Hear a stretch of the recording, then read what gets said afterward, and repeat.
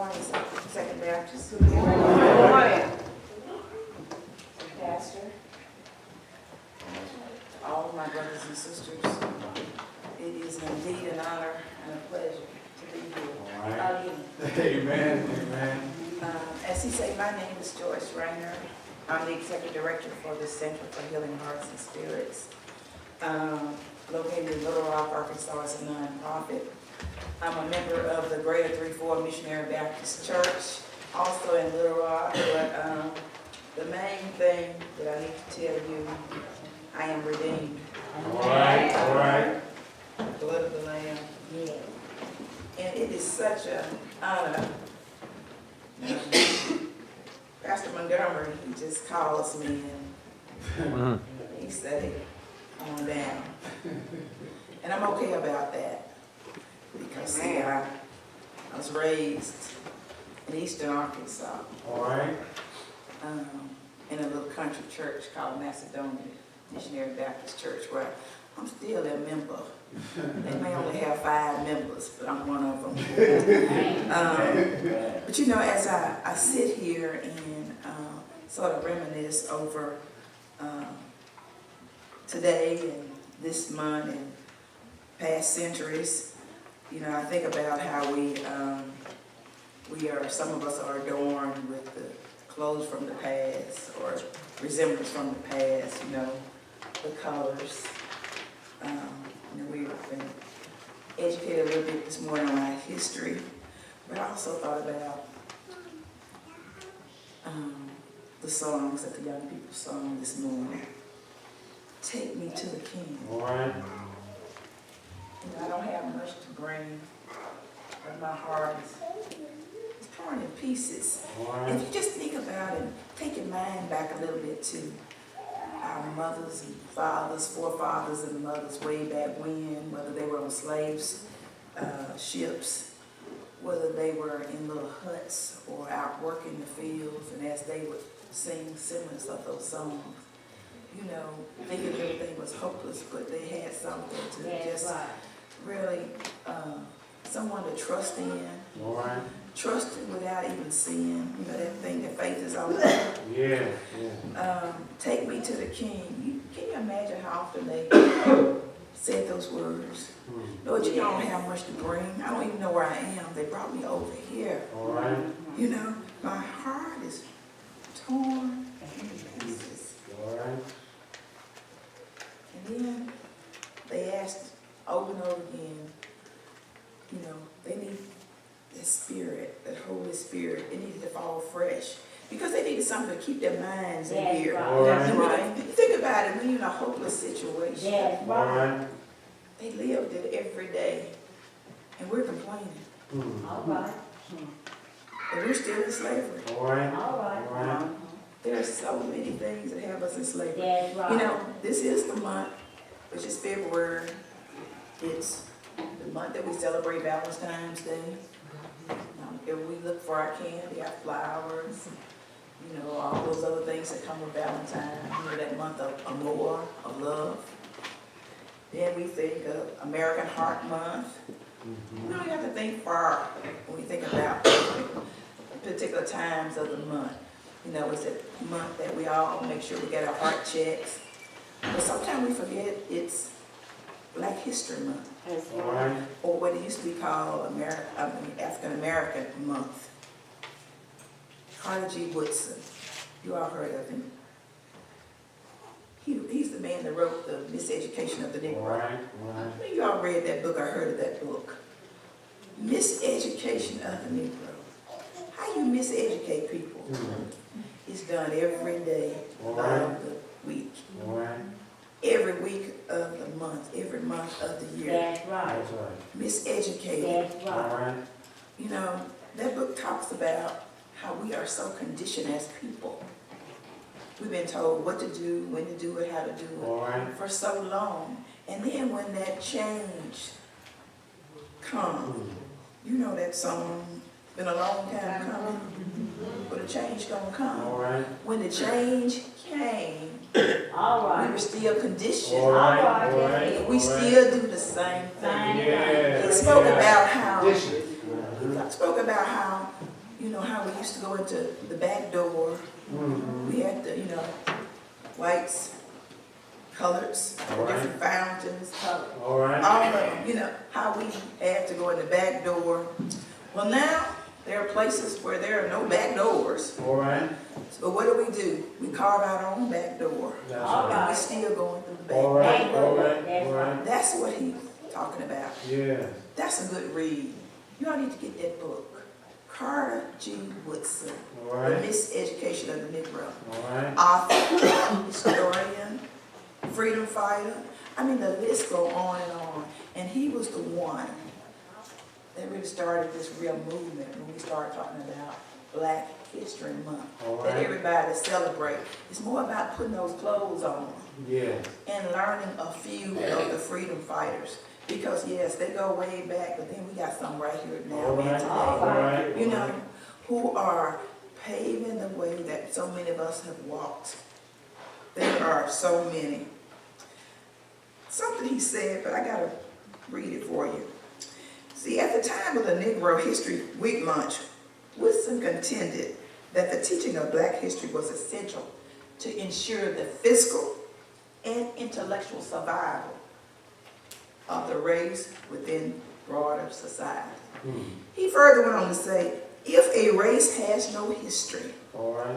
it has no worthwhile tradition. All right. It becomes a negligible factor in the thought of the world, and it stands in danger of being exterminated. Y'all know about things that have been exterminated or become extinct.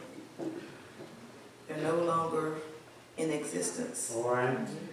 And in a lot of cases, in a lot of instances, some people are fighting to ensure that the African American That's race is no longer in All existence. right. All right. All right. The American Indian left no continuous record. Where are they now? He did not appreciate the value of tradition and where it is today. The Hebrew keenly appreciated the value of tradition, as it is attested by the Bible itself. In spite of the worldwide persecution, therefore, he is a great factor in our civilization. All right. We still know about the Hebrew. Yeah. You think about people that are no longer in existence. All right.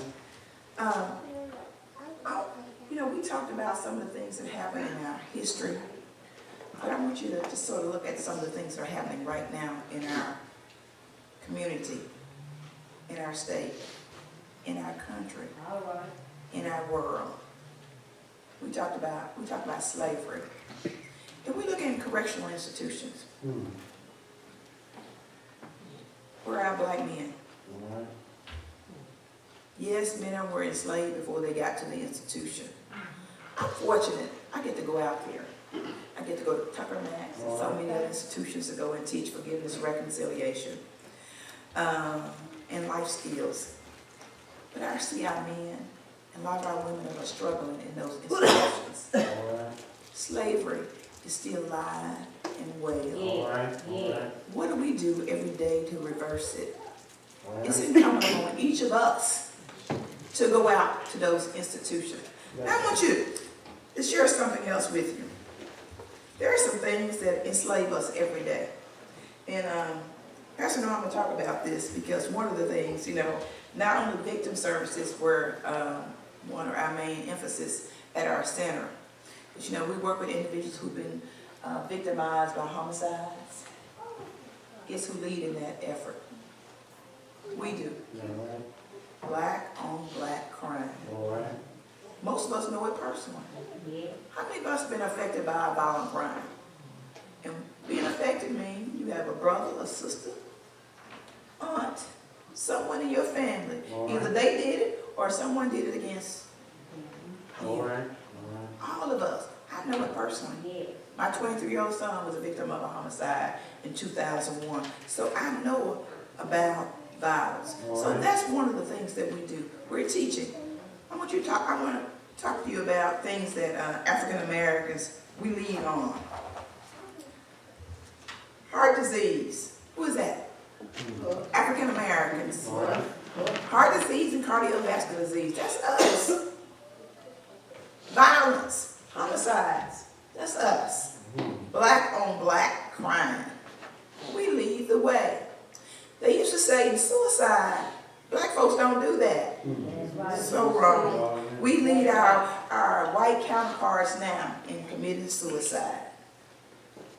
It's all about mental health. That's right. But we're doing that. And then the last thing, you know, all those risky behaviors that we so fondly like, that we get caught up with and then get addicted to. I want to talk to y'all about one particular risky behavior, tobacco. All right. Think about tobacco products. When we start talking about slavery, I want you all to hear me now, because some of us don't think about it. The history of tobacco. Let's go pre-slavery. When individuals decided they needed free labor. They crossed waters, seas, all kind, went into jungles, and they brought forth people. That's right. Ships, they brought them to this new world. They needed them for 2 crops. What were they? Cotton and tobacco. Y'all heard about them old tobacco roads? Yeah. Those were the 2. So, brought them over here. They harvested. Couldn't eat it. Couldn't chew it. Couldn't smoke it. Couldn't use it. They harvested. We got dependent, an individual got dependent on the backs of others for tobacco. All right. In 1960, African American smoking rates surpassed that of whites. How did it happen? We came up, we brought up here, we didn't smoke it, chew it, spit it, whatever, but now all of a sudden, it surpassed that of whites. Cool, Newport, they emerged. Y'all know we like us some cool cigarettes. We like them sound cool. That's how it got started, okay? Then in the 1970s, the tobacco industry continued to study the preference of the African American. Now I want y'all to think about this. How many of y'all go to Kroger's? How many of y'all got Kroger cards? Y'all got the Kroger cards. So when you go to Kroger's and you buy stuff, now you get you some coupons in the mail, right? How they know what you like? They study your habits. All right. The preferences of what you buy. All right. So that's the same thing the tobacco industry did. They gauged African Americans. They like those cool and those cigarettes with the menthol. Because you know those are the most addictive products. Okay? So in the 1980s, after they started studying, so well, how are we going to get to them? What do they like to read? Where are they? Well, Jet Magazine, Essence Magazine, All right. you know, John H. Johnson had those nice magazines, look like us. All right. Because we want to be where people look like us. All right. Okay? So we'll pick up that magazine. We're not going to pick up that Democrat Gazette unless we look at the obits. Right. Okay? Or where they have the violence stats, okay? Right. So that's where, so they start looking at us and studying us. That was in the 80s. Well, in the 90s, they were like, well, yeah, they really like those menthol brands, okay? So they started saying, well, let's look at the films that they like to watch. They like Spike Lee, Right. you know, Malcolm X. Right. So all the advertisements, put your favorite people smoking, All right. dipping, All right. spitting, Yeah. chewing, All right. and then they made them more attractive. You know, it used to be the old ugly black ashtray. What happened to that? Y'all see those ugly black ashtrays anymore? No, it has evolved. It has morphed in something that's very attractive because they know All right. That's right. what we want. All right. They also know our colors: red, green, black. So when you see stuff with products for us, All right. it's red, All right. Yeah. green, Mm-hmm. and black.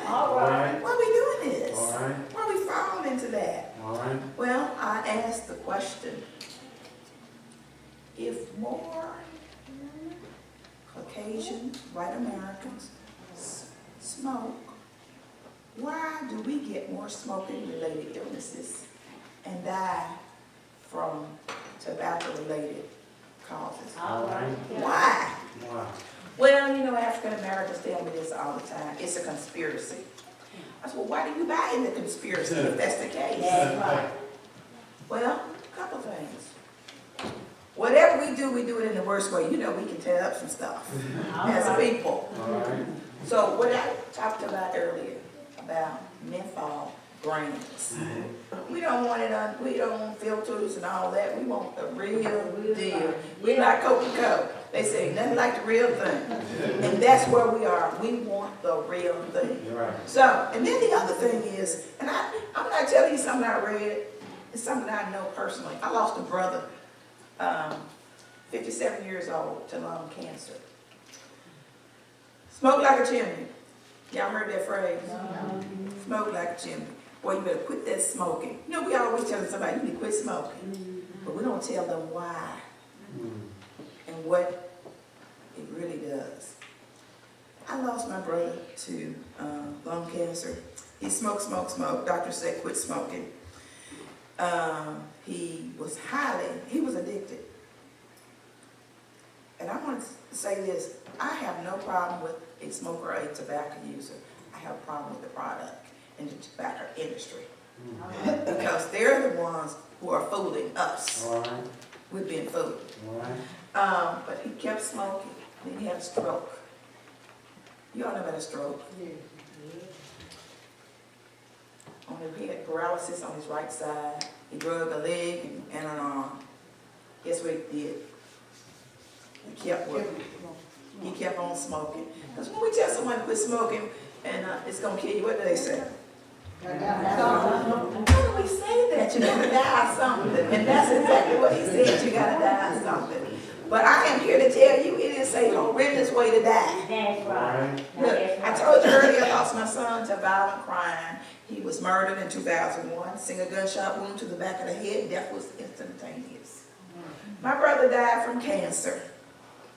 He was diagnosed beginning of the year. He was gone by May.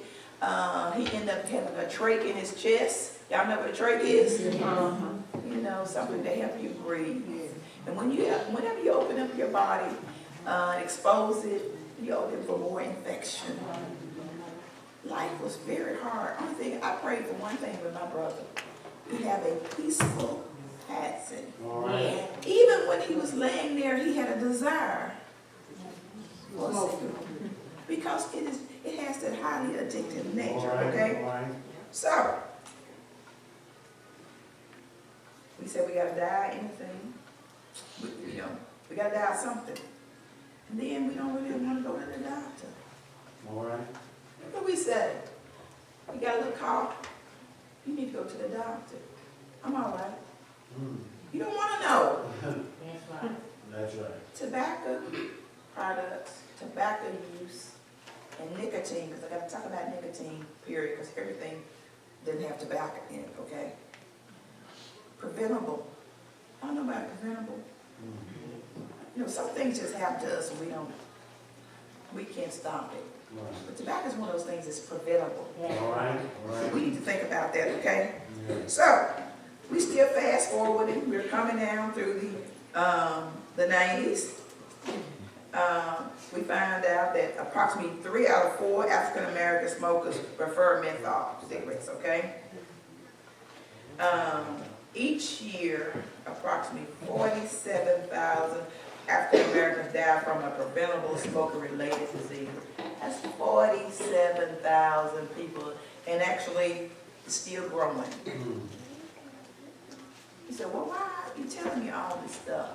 Because we still have time to reverse some of the things. All right. Because, so, we talked about how bad tobacco is, and in the tobacco prevention world, you know, they make jokes. We know it's not true, but we say that sometimes tobacco industry's got more money than God, but we know better. Because we know the cattle on 1,000 hills and all the riches and gold belong to him, but they got a lot of money. All right. And so they know how to market just to you. That's right. It's called target marketing. You know, I told you how Kroger's do you. Yeah.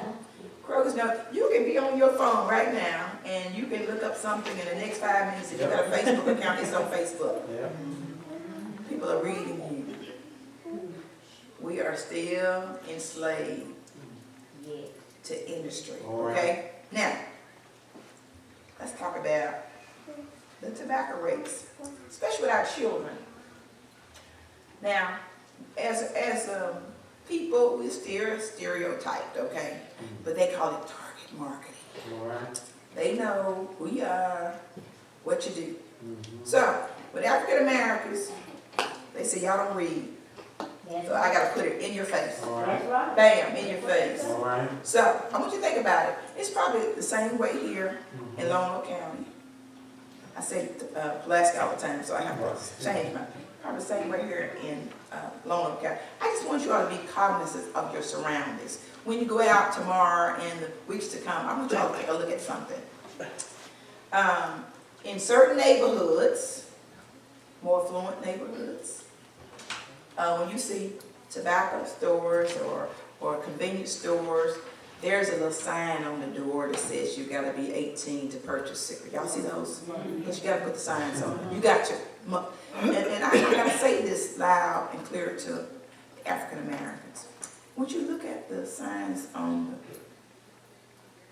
the windows, but then go into the more depressed areas, Mm. the lower socioeconomic areas, the areas were just look like us, All right. All right.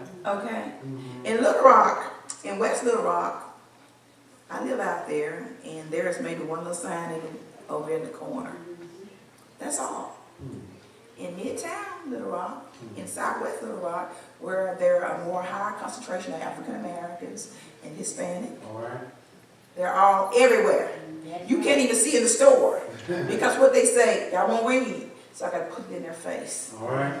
That's called target marketing. And then I don't see any signs out West Little Rock that says discounted cigarettes. What do they say about African Americans? Y'all want something what? Cheap.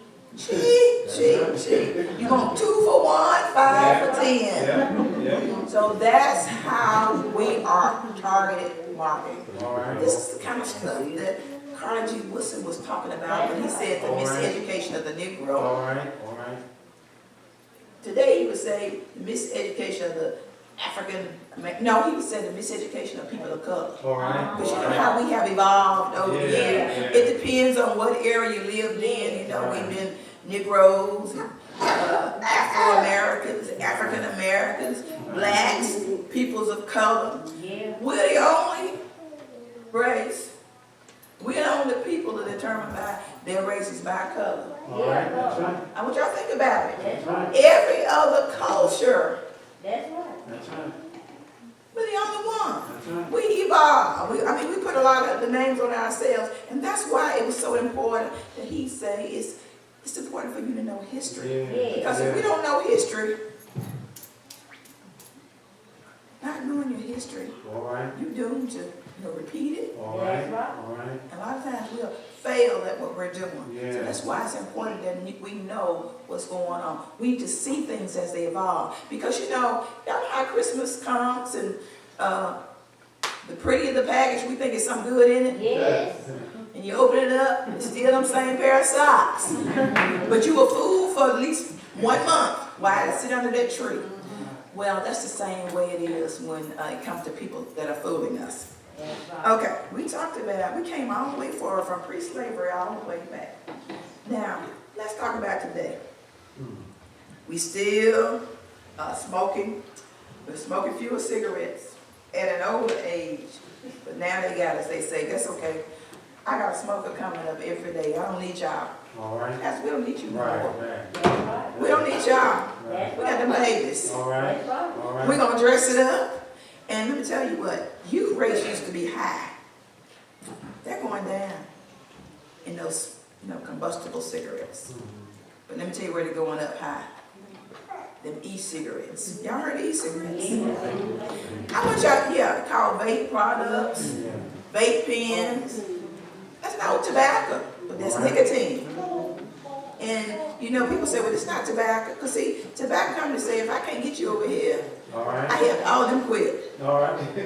I'm going to start over here on these babies All here. right. And that's what's going on right now. All right. They're starting with the babies. They're raised up to 37% now.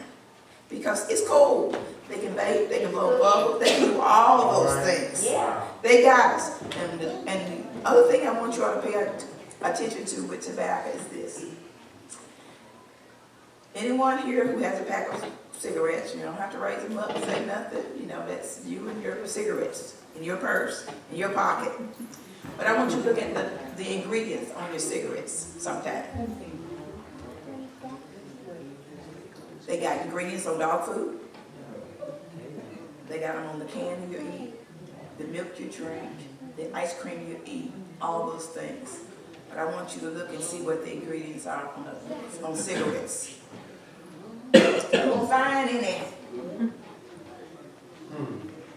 They have to tell you they may cause cancer now, but you won't find any. And I want you to think about it. Why would you put something in your system? All right. You know, scripture talk about, you know, putting those things in the body that defile the body. And you know, we always go to what? Liquor.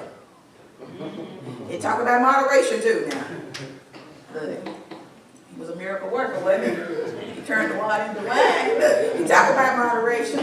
But think about those things that are defiling the body, those things that are killing us at alarming rates. And that's one of the things I want you to do. So, you said, well, so you know all this, what you doing about it? Well, we're doing some counter marketing. All right. Counter. All right. You know, you do it your way, I do it my way. One of the things is right in this church. Okay. I think about churches. What do churches want? What is churches? What people always bring over to church? Fans. Y'all know. Some pastors tell me, Sister Raynor, they read your fan more than they listen to my sermon. That's okay. So if I can get you to read my fan, All right. and there's a law too on this, because you know there's a law about smoking in the car with those babies.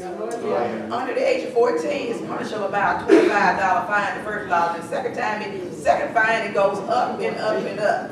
Guess who don't know about the law?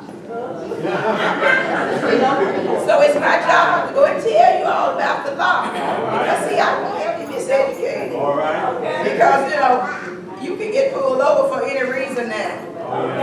Any reason. And the first thing you do, you smoking and someone pull you over, you're going to say, look, I didn't do nothing. This is racial profiling. Well, they profile you because you were smoking. So first thing I do is give you a fan. All the churches, they get a fan. I brought y'all fans today. Y'all gonna need your fans. Okay. The other thing is, we have what we call a Holy Ground Initiative. You all know, don't be doing that on the ground. The holy ground. Y'all, we say that all the time. Don't bring your liquor up here. Don't bring me the holy ground. Well, it's a holy ground for tobacco too. All right. So we put signs. You know, signs will deter negative behavior. All right. Y'all know when you drive up to the church and you're smoking that cigarette, there's a sign that says, no smoking on this ground. What do? Put it out. Start doing this number, okay? So it helps. And it also says to the young people, we are trying to save you, okay? It says, because I'm tell you what, the smoking, especially secondhand smoking, hurts our babies and our older people, like myself. You know, when we start getting older, you know, those babies' lungs are still developing, and our lungs are what? Wow. Look, so we're trying to protect those vulnerable populations. We need to be educated people, okay? So what we do is we get a band of pastors. You know, they get their signs, they come and say, these are holy grounds on our churches. And then the other thing that we do is, on some of our other fans, it says, as for me and my house, what we gonna do? But also, as for me and my house, we're going to do what? We're going to quit smoking. Look, because see, we got to know, we got to target market you too.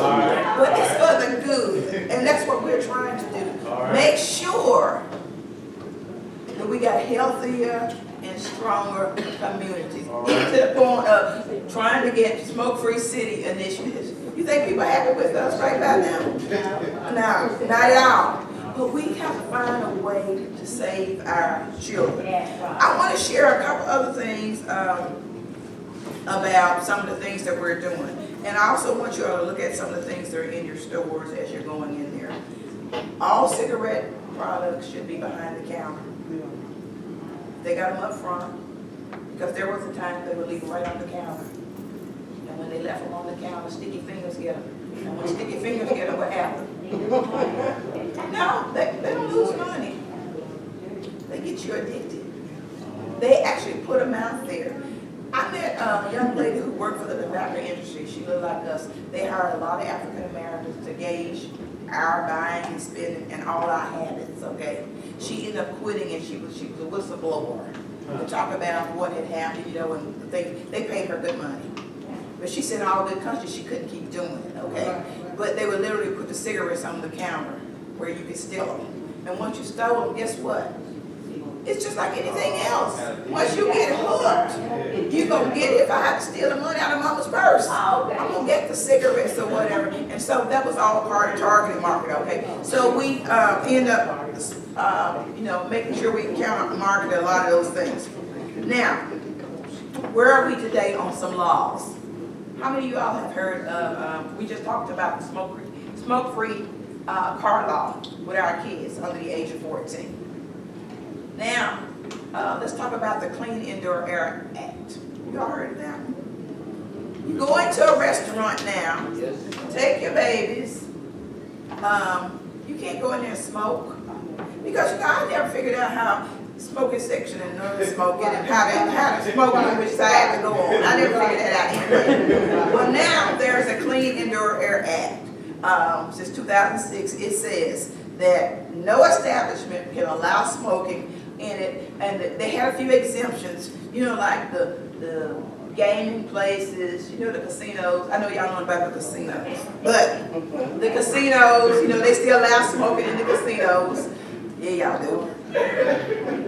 Look, we all do. And also hotels, which, you know, with a certain amount of rooms.